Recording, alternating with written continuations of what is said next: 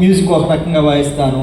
అలాగే ఇక్కడున్న keyboard players కానీ మరి మిగతా మ్యూజిషియన్స్ అందరూ కూడా డిఫరెంట్గా వాయిస్తారు. కాకపోతే ఎవరి పరిచర్య వారిది, ఎవరి సంగీతం వారిది.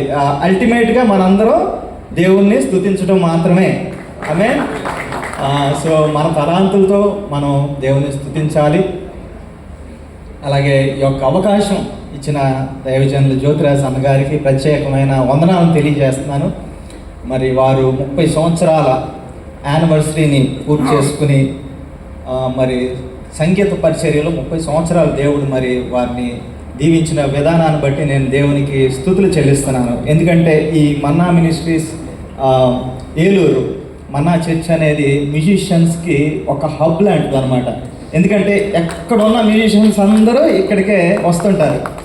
నేను అనేక మంది గొప్ప సంగీత కళాకారుల్ని మరి యొక్క మన్నా చర్చ్ ద్వారానే నాకు పరిచయం అయ్యారు.